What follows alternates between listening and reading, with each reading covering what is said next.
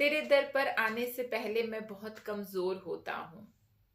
तेरी दहलीज को छूते ही मैं कुछ और होता हूँ। आज की कहानी ईश्वर में आपके विश्वास को और दृढ़ और मजबूत बनाने में जरूर सहायक होगी।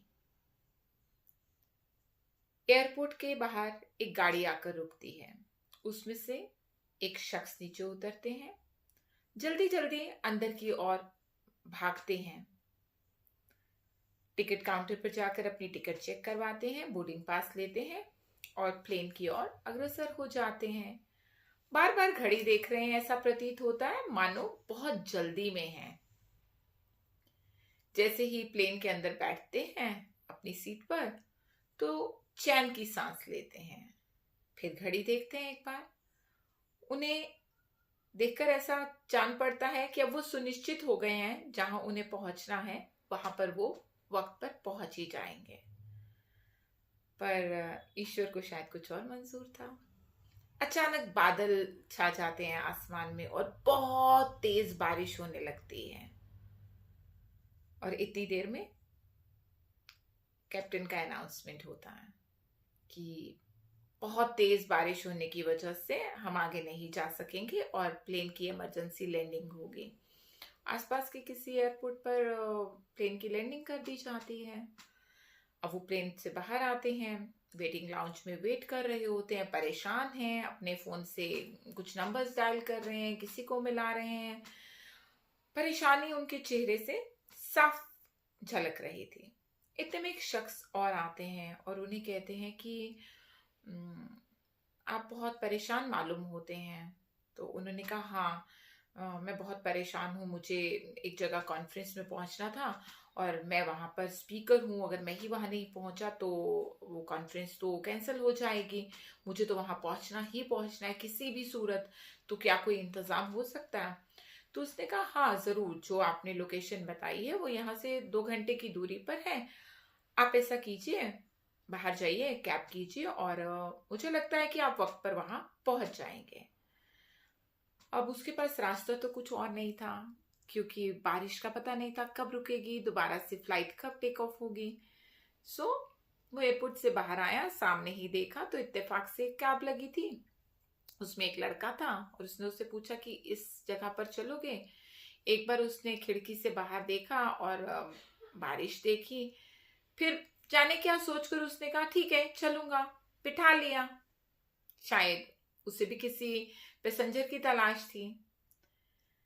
अब जो वो शख्स बैठ गए तो फिर वही सिलसिला, वही क्रम जारी हो गया, बार बार घड़ी देखने का और बार बार उस लड़के को बोल रहे हैं, गाड़ी थोड़ी तेज चलाओ, गाड़ी थोड़ी तेज चलाओ, मुझे कहीं टाइम पर पहुंचना है।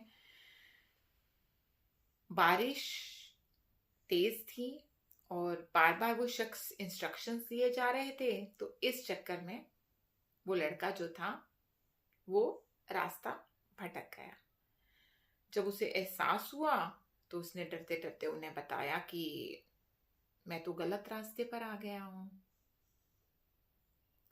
अब जब उन्होंने फिर से घड़ी देखी तो अब उन्हें लगा अब तो जहां उन्हें पहुंचना है, जिस कॉन्फ्रेंस में, वहां तो वो पहुंच ही नहीं पाएंगे। तो अब गुस्सा करने का, चिल्लाने का तो कोई फायदा है नहीं। तो उन्होंने उस लड़के को कहा, ठीक है, फिर ऐसा करो, आसपास या तो कोई होटल देखो या मुझे कहीं रुकने का मेरे बंदोबस्त करो। तो आसपास जब देखा गया तो वहां एक घर नजर आया।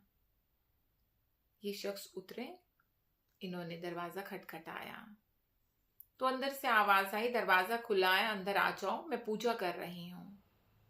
तो इन्होंने दरवाजा धीरे से सरकाया और अंदर चले गए और जाकर बैठ गए। जब वो माता जी पूजा करके फ्री हुई तो इनके पास आई, इन्हें तौलिया दिया, उन्होंने अपने आप को साफ किया, चाय लाई, उन्हें चाय पिलाई, हालचाल पूछा। तो उन्होंने कहा कि बहुत अच्छा लगा आपसे मिलके।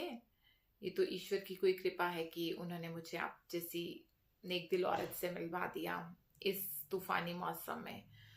तो उसने कहा, ईश्वर को तो मैं भी मानती हूँ, पर उनकी कृपा को मैं तब मानूंगी जब वो मेरी सुनेंगे। तो उन्हें उत्सुकता हुई कि ऐसी कौन सी बात है कि ये ईश्वर से थोड़ी सी नाराज प्रतीत होती हैं। तो उन्होंने कहा क्या हुआ। सो इस औरत ने कहा कि मेरा जो पोता है वो बीमार है, इसके माता पिता नहीं है, मैं ही देखभाल करती हूँ। और यहाँ के सब डॉक्टर्स को बता दिया, उन्होंने कहा कि इसे एक बीमारी है जिसका इलाज दिल्ली के एक डॉक्टर पटनायक हैं, उन्हीं के पास है। तो बस अब मैं इस इंतजार में हूं कि कब मैं उन डॉक्टर पटनायक तक पहुंच पाऊं। इतना सुनना था कि उस शख्स की आंखों से आंसू बह निकले। बस सेम वैसे ही जब मैंने इस कहानी को सुना था पहली बार, मेरी आंखों से निकले थे। तो उस औरत ने पूछा क्या हुआ। तो उन्होंने कहा मैं ही डॉक्टर पटनायक हूं।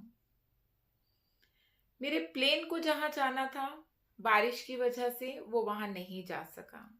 मैंने कैब की, मेरी कैब भी वहां नहीं जा सकी जहां मुझे जाना था। पर मैं वहां पहुंच गया जहां मुझे उसने पहुंचाना था। मैं इसका इलाज करूंगा। तो अगर ईश्वर पर विश्वास है तो सब कुछ संभव है। आपका दिन मंगलमय हो।